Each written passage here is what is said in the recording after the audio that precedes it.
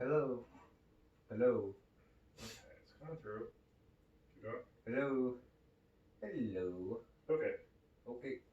Okay. Try adjusting it to or like I said, you really gotta with these. It's that you gotta talk into them as Right. best you can. It really helps. Okay. So, eat the mic, Dave. Eat the mic. Eat the mic. Yeah. All right. And hi everybody. Welcome to another week of Blood and Guts. Blood and We Guts. are the weekly culinary podcast that talks about food culture, and our feelings. Yes. 3 F's. The 3 F's. The 3 F's of us. Right. So, do you want to just jump into mushroom hunting? Yeah. Yeah. So we went mushroom hunting today at Tiger Mountain, and we went. Went up, just parked, walked up the trail, like basically walked up about quarter of a mile, and then just veered off into the wilderness. Yeah. And like we were really fortunate to find like a good like pound or not pound, like maybe about half a pound worth of mushrooms, like just in the initial right away. burst. Yeah. Those were some of the biggest ones we found. Yeah, they were definitely nice. the biggest. Yeah, they were definitely the biggest ones. Yeah. So that was awesome. And so that kind of got our spirits up for the whole excursion.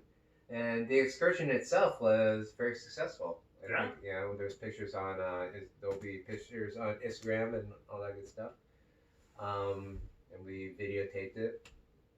And yeah, it was a lot of fun. What was your takeaway from it? I felt that, just to kind of answer that question, the takeaway I got was that I'm not sure if it was absolutely necessary to go up such extreme inclines, because I felt that like the mushrooms were I don't know, they were everywhere though, so there wasn't really a good way to go, okay, well, chantrels are really good at growing in under a log or underneath a dead tree or some shit. I mean, there is stuff like that, but I mean, you can't. It's hard to take one thing against the other because the way we got to those flatter areas where we found more chanterelles was by going up that steep shit. Yeah, I mean, you had to get there somehow, so it's kind of just part of it in that.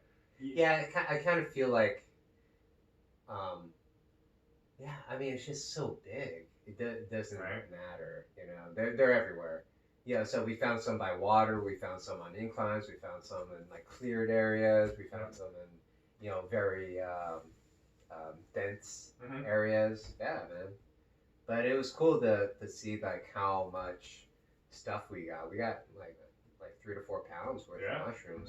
So pretty stoked about that. We had some, ate some, and as Kayla was mentioning as we were cooking it up, that like they definitely tasted different than what we're. I think they're better, yeah. Yeah. I mean, I think that like when we get them in the restaurant, like I was telling you, I think they're probably 5-6 days old.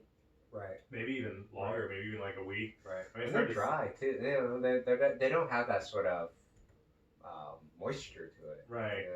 Right. Well, I mean, it's good just because they're dried out. Because it's like you think that whoever foraged it probably foraged it like whatever week, and then they have it for a day or so, and then probably the next day they give it to a collector like Masataki Joe or Jeremy Faber, and then he kind of goes around, collects a bunch of them, takes them back to his warehouse where he stores them, and then he sells them. Right. And like all that process, it's gonna take each person probably holds it for, even if they only hold it for a day or two, by the time you, the restaurant, get it, it's probably 5 days old. And then realistically, you probably might not even be using it that day. You're probably gonna clean them and use them the next day, and then the day after that. So by the time you're actually cooking them up and eating it, it's like a week. Right. They're a week, probably sometimes longer old. Yeah. I would imagine that it would probably be longer if you went to the grocery store too. Because they can't. Because they can't put like just like what they got out on the. They have to store it up and then have their. Every time you see wild mushrooms in the grocery store, it's the saddest looking fucking mushrooms you've ever seen. They're always like when they have, we got chanterelles at whatever the grocery store. They're always terrible. They're always like $25, and they've been sitting there for like 3 weeks. And they're really small. They're usually really like kind of small. Yeah, and they're shriveled and they're small. It's just like a it's a gimmick. You know what I mean? Yeah. It's for dumbasses. Right. Yeah. No. But I mean, I think compared to the restaurant ones, I think that week or whatever, that time difference, Right. I think you can taste it. I think like when you get a mushroom like with morels or a chanterelle and you take it home that day and eat it, right. It's better. It's noticeably tastier. Oh, dude, that's a good idea. Here, keep talking. Okay, Dave. Walking into the kitchen. Yeah, oh, he's gonna show. Well, I was gonna put it on the table, and I was like, well, since I'm filming it, we should have like the fucking mushrooms. I mean, these are fucking. They're pretty. Yeah, they're nice. They're pretty. They're big. They're fucking. Yeah, I found some good ones. Yeah. Pretty happy. Yeah, we found one lobster. One lobster mushroom. Yeah. One lobster. Yeah. Anyway, so we have a bag full of fucking mushrooms. I just thought it would be cool to kind of have it as mantle. Okay. Yeah. So yeah, we're kind of bummed that we didn't find any lobster mushrooms. Yeah, just found the one. I mean, I found like what 3 or 4 that were, over the hill. Yeah. All wormed out and. Yeah. Nasty. How long do you? Because I mean, it is a fungus that attacks the mushroom that turns it into a lobster, right? Yeah. How long is that process, and because that process happens, does that make the mushroom itself deteriorate even faster? I mean, this is where it comes to the fact that I am not a mycologist. And not even an expert forager, really. Right, I don't really know. I mean, right. I don't know. I have no idea. Yeah. I basically, I know a little bit about it. It's just more that I've handled a bunch of mushrooms of the main edibles, working with them, so I feel like I know them fairly well. Right. And I've also had an interest in it, so I've read up on it and know basic identification procedures for the mushrooms that I go for. Right. And I kind of get how mushrooms work, but it's a pretty cursory knowledge, really. Right. I don't know all this shit. Right. I just know enough to be able to go out and find chanterelles, which is yeah, I mean, you don't need to they're know pretty. much, honestly. Yeah, I mean, they're so obvious. I mean, you were misidentifying in the beginning. You killed a few, but once you kind of and you kind of see, and it's like after that you get it. Right. Yeah, you were mentioning the hunter's eye. Can you explain what that is? I mean, that's Michael Pollan's thing, but he talks about that, just how you pattern recognize very well. Like that's what people do. We recognize patterns. I think it's part of the foraging thing. And once you kind of get you find a few chanterelles or whatever you're hunting for. Right. You get that pattern really in your head. Right. And you kind of just start popping out, Right. You just you look around and you're like, oh, bam, right there. It's kind of crazy how you can look through all that foliage and brush and leaves and logs and all that shit and then still recognize that mushroom, you know what I mean? Right. I don't think... Yeah, it was cool. Like, there was a couple of them where, I stopped because I was kind of getting my bearings of where I was climbing. And was looking around and there would be one just kind of in a hole with leaves and debris kind of covering most of it, but you could still see a little bit of orange of it or gold, and fucking kind of peer into there and if I wasn't at that angle, I wouldn't have saw it, sort of thing. So I had to be almost exactly at that one spot to be able to see it. So that was kind of cool. I think it's super cool. I think that's why, even though all those people go out to that, I mean, where we were in Tiger Mountain, it's right there outside Seattle. Right. Everybody goes there. We saw a couple people out looking for mushrooms. Yeah. So people are out there. Right. But it's so much land, and it's you're just tracing this tiny little trail. You're barely even putting a dent in the amount of acreage that you would have to really cover to. And then, like you said, it's totally possible to just walk right past mushrooms, you don't even see them. Right. Yeah, so me and Kate, our thing was okay, so we broke off the trail, we'd go up, and then Kate would kind of go left or right or whatever. I'd go the opposite direction, and we'd kind of fan out almost, to mixed success. Because it was kind of, I don't know if it would have been better if we followed each other so that we'd had both 2 sets of eyes in the same area or not. I don't know. I think fanning out is because you found a few on your own. I found a few. I think like fanning out, and then if you have, yeah. I don't know. I don't think it's like I said. I don't know how much. It's like some of it's just kind of like you just gotta go out there and do it. Like you can't think about it too much. Like I mean, I don't know. That's the thing. The other thing about like being a chantrel hunter, it's like I kind of understand the habitat a little bit. So we were in those certain areas where we find them, and we're like, okay, this is good. And I was trying to, even when we were trudging through the shittier parts of the woods, and you were saying like, I don't know if we needed to go through that, but it was trying to like, I would see some area up ahead, and like, oh, up on that ridge looks good. Like, let's try to get there. And then you just gotta get there. There's only one way to get there. You know. But well, I mean, you know. You just hard get work. there. Just hard work. Either way, it's gonna suck. But I don't understand the habitat 100%. I mean, like, I was reading this Masataki guy, and he was talking about finding Masatakis and Masataki habitat, and just being out with real pros that are like, they can spot the habitat, like they can just see, you know, like you'd be driving down and they'd be like, oh, look at the cluster, and they can just recognize the trees and how they're spaced, and like, oh, it's on a hill, and it's like, it's like fills all the boxes. That's not. I have no idea. I mean, kind of general, some clues, but like, not really. Dude, that's super interesting, man. I mean, like I forgot, or not forgot, but like you mentioned as we were kind of trudging along, you know, like people fucking go to school for this shit. People, you know, it's incredible. Like mycology is a discipline, it's super deep. So it's like you get a little bit into it. It's one of those things that the more you study, the more you realize, like, oh shit, I don't know anything about this. Not really. Yeah, like I think this was the first time I actually like looked around for mushrooms, and I was like, man, there's a lot of mushrooms out here. A lot of mushrooms, right? It's like most of them are something we couldn't identify, but there's so many. And there's just so many that, like, you know, either can kill you or they don't taste good or whatever. You know. But what I was saying though is like I don't think I ever wandered around and like noticed them because I wasn't looking for them. You know. Yeah, it's probably different. I don't know. I grew up like my grandmother always foraged, like, so she'd either talk about it or we'd go morel hunting and stuff. And it's not even like we found a ton, honestly, but just that idea was always in my head. So I've always been like, when I go hiking, just looking around, finding stuff. Yeah, because we found a lot, like just on the regular trail. Yeah, we found a few.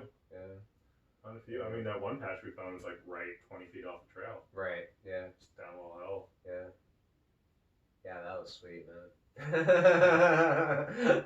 And it's funny, like, how we found that patch, and then the whole trudge back through that, like, barely found anything. One or two. And it's funny that, like, how you get kind of, like, addicted to that rush. You know, oh, fuck, they're all around here. All right. Like, but you just gotta get, like, start to get, like, frustrated, and, oh, fuck. All right, I'm done. And then you come across a little patch, and like, ooh. And then you're all like invigorated again, and you're like, all right, let's go find more. And then you go, and you're like 15 minutes later, you're like, oh, right. It just comes in little spurts like that, you know? Like, well, I think that's why we like climbed so fucking high into the mountains, dude. Totally. You know, because it was just kind of, you know, like getting so tired with it, and then kind of like, oh, there's one.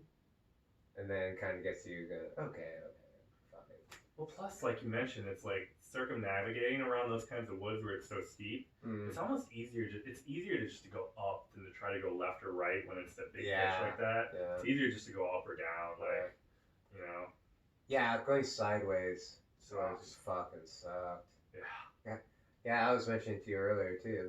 There's a lot of debris out there. A lot of a lot of dead wood out there, man. It's kind of funny. I think most people, when they hike or think about hiking, is pretty clear, you know. Relatively. So, had a great time. Fuck. We should do it again, for sure. Definitely will. Yeah, we should do it again a couple times before I go to Hawaii. After I get back from Hawaii, they'll start to. I think they're kind of peaking right now, honestly. Mid-October is prime time. So I was thinking, like, how would I do this by myself?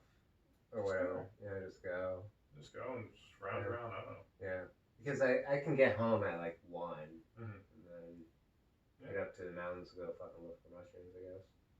What the fuck If you like, yeah, I like being in the woods by myself. I don't mind being in the woods by myself, just rounding around and shit. Right. I mean, it's better to go. Like, I'm glad I was gonna go. Right. I'm glad you wanted to come because it's more fun with somebody, and you find more mushrooms too, obviously. And I mean, it's cool, but I'm down to being there by myself and just kind of like I've always loved that. Yeah. Feeling. It's also safer to go with someone else. You can break your leg, you don't fucking die. Yeah, there's that too. Yeah. Yeah, we found some cat shit out there, man. So like, you know. There's definitely some big cats in their hills. Yeah. That's pretty close to town too, if you think about it. Like, it's not far away from Seattle. And there's some big cats. Yeah. Yeah, dude. Can you imagine being eaten by a fucking cougar? No. Dude. How horrifying that would be. Yeah. You know, because like it would just go straight for your throat. Mm-hmm. You know. At least that's honestly better, because they go through your throat and your neck. So at least they kill you. Like bears just eat you. Just start eating. Yeah. Yeah, bears just hold things down and start eating. They usually go for the stomach and stuff. They go for your stomach. Fuck, dude. Can you imagine getting eaten by a fucking bear, dude? Like getting like clawed up, fucking they're mauling. Yeah, like in Revenant. Yeah, the Reverence or what? Or Reverent, yeah. Yeah, man. I mean, like if Leonardo wasn't able to shoot the bear or whatever the fuck, yeah, dude. The bear would just start eating his fucking guts, dude. No, yeah, bears don't fuck. They just hold you down and eat you. They don't even have to kill. They're just so much bigger than you. Come here, little thing. Come here, little fella. Yeah. Ugh. That'd be horrifying. Yeah. Horrifying. Bears are, they're fucking scary. Yeah. Have you seen the picture, like it's on Instagram, some of that, or like pictures of bears without hair?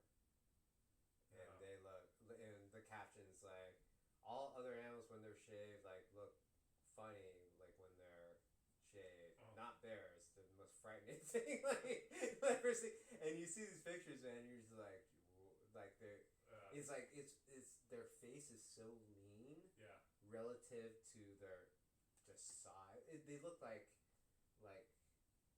smaller headed fucking kangaroos, you know, but just like huge bodies of kangaroo, of a kangaroo. Yeah. Ugh. But yeah, getting fucking eaten by a fucking cougar. Like there's that one dude that got, or those two guys that got mauled by a cougar. Yeah. Yeah, we talked about. Did we talk about it on the podcast? I don't know. The two guys. The one guy died, right? The other guy got away. Yeah. Well, what happened was that they were bicycling up one of those mountain like trails or whatever, and his buddy got attacked. They were on bikes too? Yeah, they were on bikes.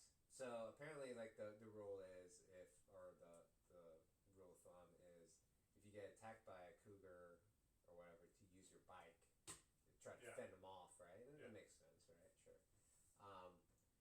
So anyway, I guess the guy got attacked.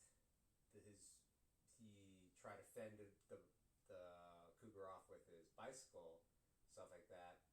His friend ended up leaving to go get help. Like fucking fuck this, not fuck this, but I was like, I'll get help, right? And started booking it. I mean, let's be honest. That's there was part of that, I'm sure. Yeah, go get help, motherfucker. We're in the woods. You are help. You're the help. You're the motherfucking help. Asshole. You're gonna go run to the fire station and get the firemen. That's like miles away. You're gonna be dead by then. I would be fucking pissed, dude. If me and Kaylin were riding through the woods and I got attacked by a cougar, I'll get help. That fucking tips me. What the fuck? That's definitely a what the fuck moment. Yeah, unless you just just rode past like a group of hunters or something, like walking down the trail, like, hey, we're out burning. Okay, we're riding bikes, and a little bit way there. Oh, I'll go back and get those guys. Yeah, that would make sense. But just like going to get help. Yeah. Right. I mean, dude, the parking lot's only like 4 miles away. It'll take me 15 minutes to get down there. I'll get some help. It'll probably take us, 20 minutes to get back up here. Right. But yeah, in the next half an hour to 45 minutes, we'll You'll have help. So you just keep fending off that cougar with your bike in the meantime. Oh man, I didn't think of that. I didn't think of that until we started talking about it. I was like, oh, that's kind of fucked up. But anyway, so the guy goes out for help, and then the cougar fucking tracked him down. Mm-hmm. They're like, fucking, oh, prey. Yeah. And chased him, caught him, and killed him. Jesus. I know, right? Go fucking figure. Yeah.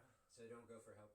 Don't go for help, no. Fucking help your buddy. If they both would have stood together, they might have had a chance to fight that cat off. Yeah. I would imagine. I don't know. Bikes like back to back, you know what I mean, or something. Yeah, or something, or what? Yeah, I mean the cat's like fucking latched onto near you or wherever, biting, and then I would imagine you could get the other person and hit him with the fucking bicycle or whatever. You just, I mean, realistically, it's an animal too. Like they have a pretty strong sense of like, is this effort worth like the meal I'm gonna get? And after like a second or two of fighting two people, it's probably gonna go fuck this and just take off, Right. Yeah, they were saying that the cat itself was really emaciated, so it was like pretty fucking hungry. So I mean, whatever. Usually predators don't Yeah. go for people unless they're starving. Yeah. But I mean, it was funny too, because like, what's the easiest prey out there? Us? Yeah. But we're bony and we're shitty. Like, we're not very good. We're not really worth the effort. And we shoot them. And I think, they know that. Part of that now. They know that, yeah. Yeah, after what, like 300 years of... That's like passed down. Like, they get it. It's weird. Yeah. I mean, I was talking to some people, we were hiking when we went camping, and we were talking about bears. We saw, like, bear scat and stuff. We didn't see any bears. We just saw... And then we were talking to some fellow hikers, and they're like, yeah, we saw a bear, too.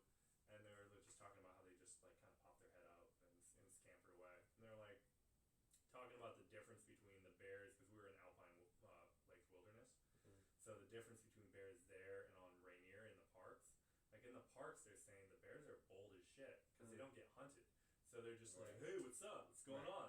And like out in Snoqualmie National Forest, the black bears see a person and they're like, "Oh fuck, I'm getting the fuck out of here!" Right.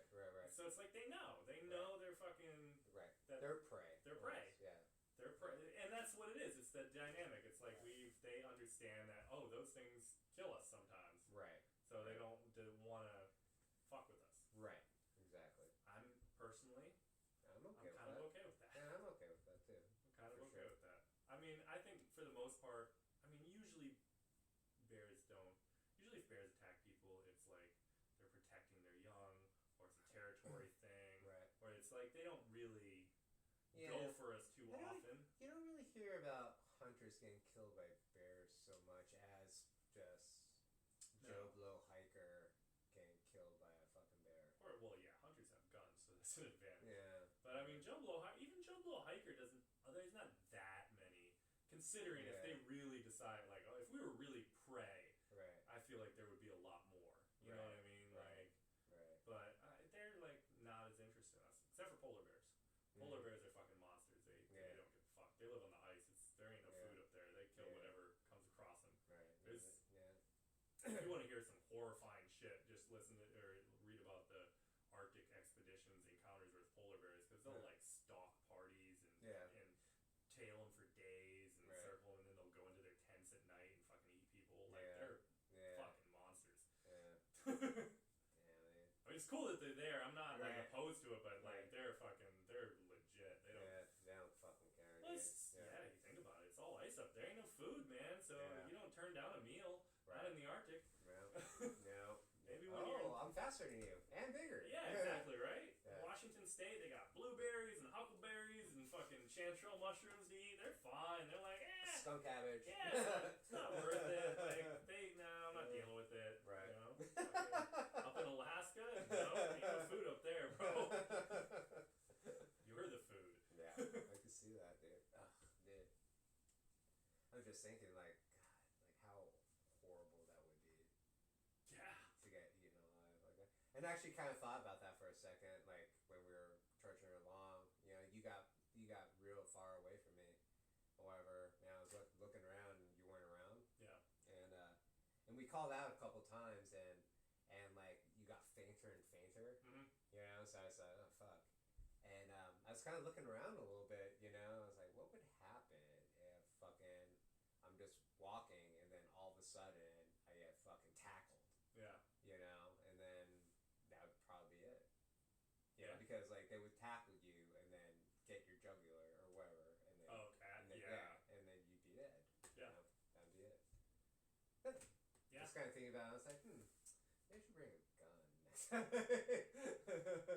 It's funny, I was talking to people at my old job, and we were just talking about hiking and shit, and everybody was just like, yeah, you know, I go up, I bring my gun, and everybody fucking in Washington State, they're like, they're fucking packing when they're in the woods. Yeah. So much so that I'm not even about handguns. I'm not gonna buy one, and I don't really want to. But like talking to people, I was like, should I be carrying a gun when I go to the woods? Yeah. Everybody else is carrying a gun. Yeah. Yeah.